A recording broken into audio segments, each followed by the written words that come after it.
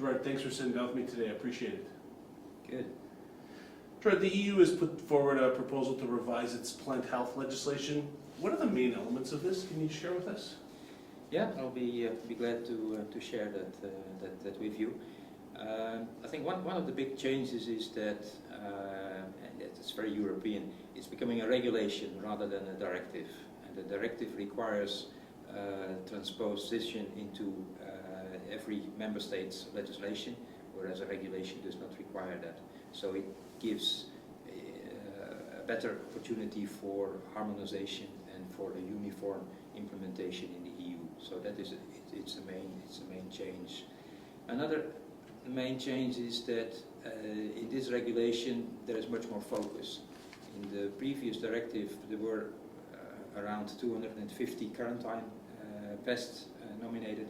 All of them got equal attention, or all of them got the same low level of attention. Now in the new legislation there will be a definition of so-called priority pests that are of major importance for the EU, where they see the major risks if these would enter into the EU. So there will be increased surveillance, so member states have to monitor whether the pest is still absent in their area, and they also need to prepare plans so that they are ready in case there comes an infection, and they know exactly what are the steps to be taken in that case. So they need to have emergency plans in place, and these are also being checked by the European authorities. So that's a much better preparedness, I would say.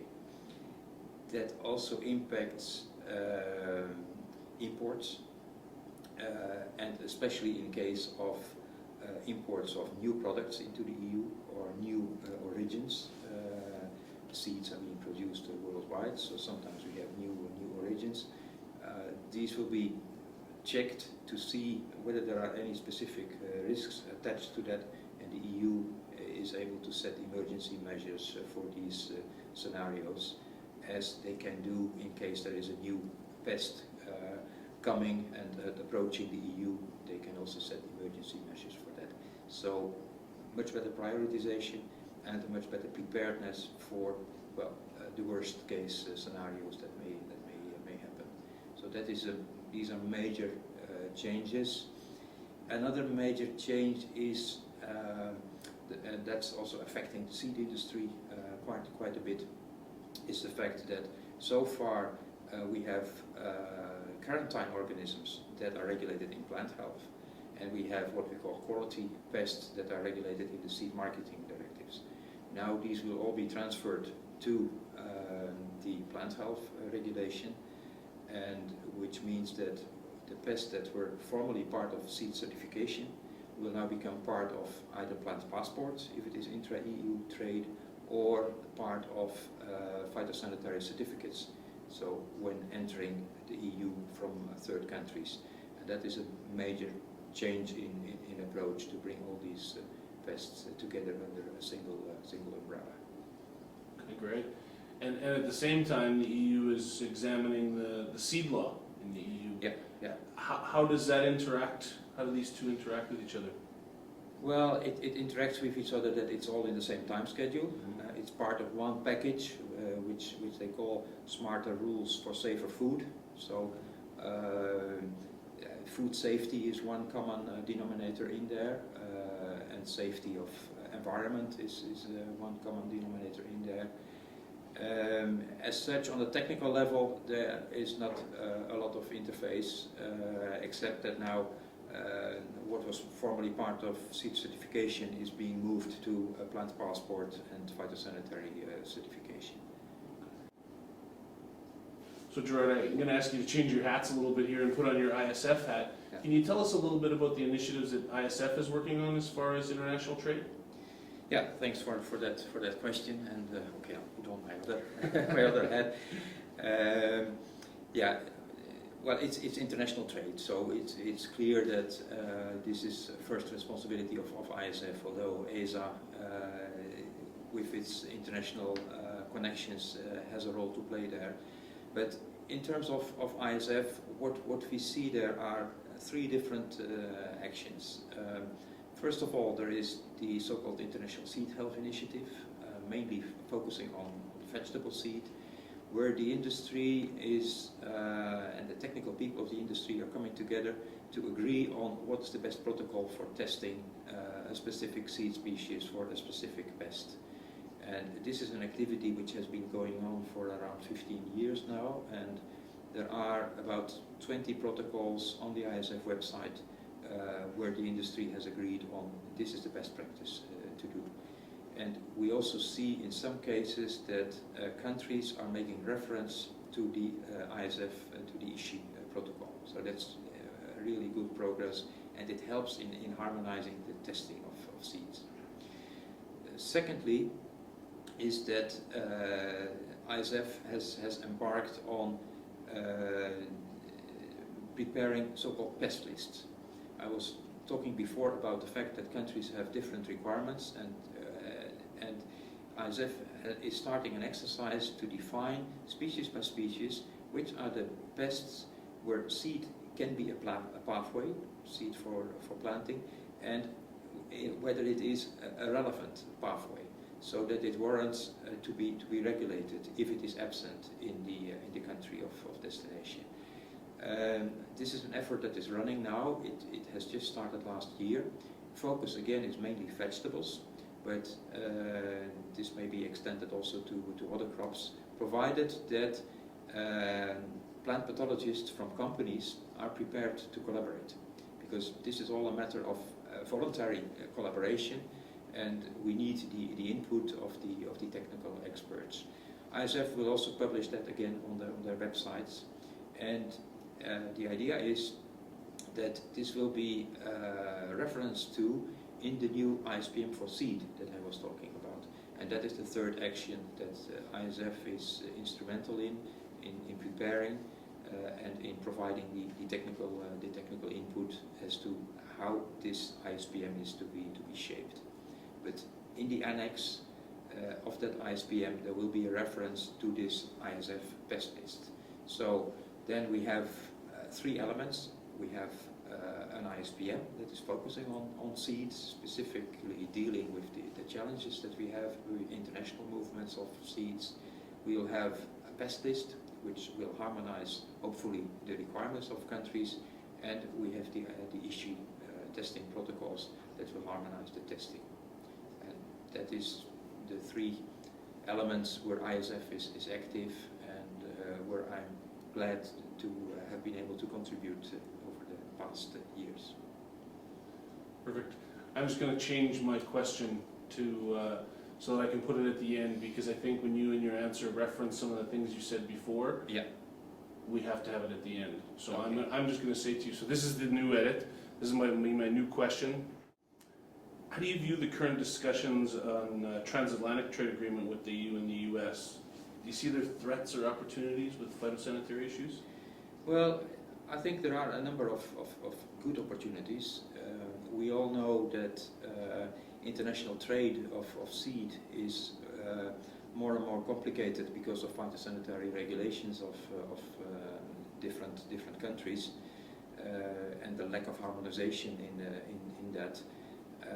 For that purpose, the seed industry, the international seed industry under ISF, but also the European seed industry and the US seed industry, have been lobbying a lot towards the IPPC, the International Plant Protection Convention, to come up with a specific phytosanitary measure for seeds. And this is now in process, and that's good news. I've been part of an expert working group that has developed the first draft version of that ISPM, as it's being called, and it's now in the process of further drafting.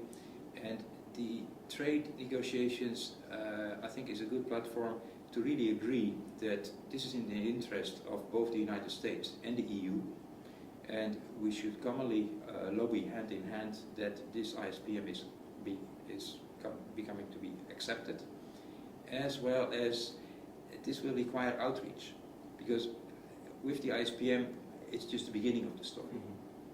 The ISPM will give the guidance to countries on how to regulate seeds for planting, but then we'll still have to educate them how to do the pest risk analysis, how to do the pathway analysis, to define which pests are really warrant to be regulated, and how do you then regulate them in the best way. And what we see is a lack of know-how in many countries, especially developing countries, and I think the EU and the United States together have a role to play there, and this should be one of the aspects of the TTIP discussions. And then on another route, and from a European perspective, this is a minor thing, but I know that for our US colleagues, it's a big item. It's the way the EU prescribes the additional declarations. Normally, countries will describe the additional declarations that need to be there on the phytosanitary certificates in terms of descriptive text. So they will indicate that there is a need for a field inspection during active growth, or a need for a laboratory test with a certain protocol, or the area has to be free of a certain pest. It's a textual thing, whereas the EU is requiring a reference to the EU legislation. So you have to indicate that it's is complying with Annex number 2, subchapter number 3, item number and option number 2, and that is complex, because it requires for the countries that export to the EU to know exactly what the EU requirements are, to make reference to that, to include that in the additional declaration, and then especially in the case of re-export, where is the text? And the text is normally the basis of providing the proof for the evidence for re-export. So this is something that I know that our American colleagues have been complaining about, and they would like to see the EU change this, and in principle we support this. We have also from ESA, the Plant Health Working Group, lobbied for this at the Commission, and in the new regulation at least they allow the two options, so both the textual one, but they still require the reference to the in addition to the EU legislation. So this may be another opportunity to bring into the discussions, especially from the US perspective. Gerard, why is it so important that ESA keeps their hand in this discussion and really leads this discussion? Well, why is it so important that ESA does that?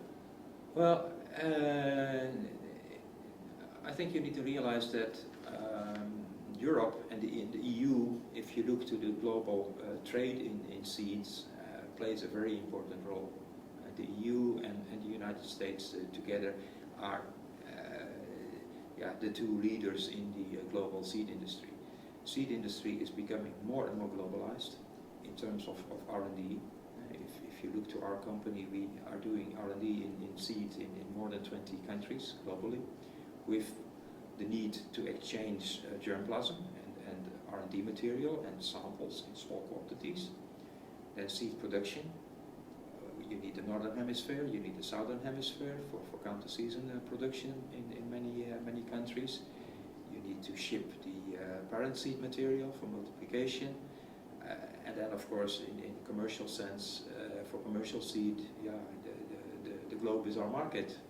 So indeed it's in the interest of the seed companies, and whether they are European based or US based, to come to harmonized regulations in the phytosanitary arena, and harmonized especially has to do with what are the pests that are relevant in terms of a seed as a pathway, we see big differences between countries. Some countries, take for example tomato seeds, some countries may ask additional declarations for more than 20 different pests, while others have only 2 or 3 pests on the list, and there may be different pests again. So if you then produced in a certain country and you want to export to multiple destinations, it becomes very, very complex. Gerard, thanks very much for your time today. I appreciate it a lot. Yep.